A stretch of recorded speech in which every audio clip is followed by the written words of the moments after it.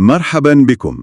النهاردة هنغوص في تطور مهم بخصوص البنية التحتية الرياضية بالمغرب. معانا معلومات جديدة عن آخر مستجدات ملعب البريد بالرباط.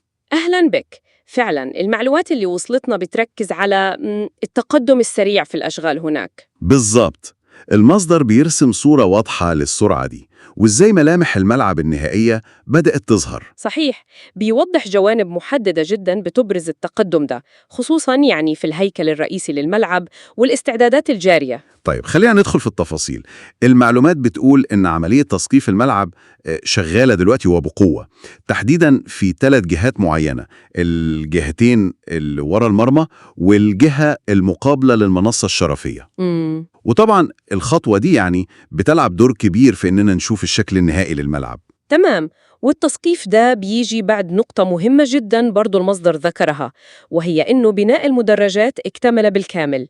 المدرج الأرضي والمدرج العلوي الاتنين خلصوا. دي نقطة جوهرية فعلاً. أكيد، اكتمال المدرجات دي خطوة أساسية في جاهزية الملعب.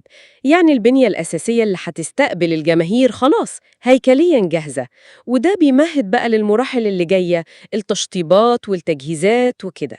فعلاً، الهيكل الصلب موجود وجاهز. طيب اللافت كمان في الكلام ده هو الإشارة المتكررة لمسألة الوقت الوجيز.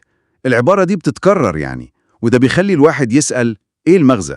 صحيح، نقطة الوقت الوجيز دي تبدو محورية، مش مجرد معلومة عابرة. واضح إن في قصد للتأكيد على وتيرة الإنجاز السريعة دي، وده طبعاً بياخدنا للهدف الأكبر من كل الجهد ده. اللي هو استضافة الحدث القاري الكبير كأس أفريقيا؟ بالظبط كده، المعلومات بتربط بشكل واضح ومباشر بين السرعة دي في البناء وبين إن الملعب ده هيكون من الملاعب الرئيسية اللي هتستضيف ماتشات كأس الأمم الأفريقية 2025. فالسرعة اللي بيوصفوها بوقت وجيز بتتقدم كدليل على الالتزام بالجدول الزمني للبطولة دي. الموضوع مش بس بناء، لأ، ده بناء بسرعة ووفق جدول زمني دقيق ومحدد. تماماً، ويبدو إن الجدول ده ماشي عليه للشغل لغاية دلوقتي حسب المعلومات المتوفرة. إذن الصورة كده وضحت. أعمال التثقيف شغالة في مناطق حيوية للشكل النهائي. المدرجات كلها خلصانة تماماً، أرضي وعلوي، وفي تأكيد على سرعة الإنجاز، وكل ده مرتبط مباشرة بالتحضير لكأس أفريقيا 2025. بالفعل، العناصر دي كلها مع بعض، التثقيف، المدرجات، السرعة الملحوظة، بترسم صورة متكاملة لملعب يتقدم بثبات.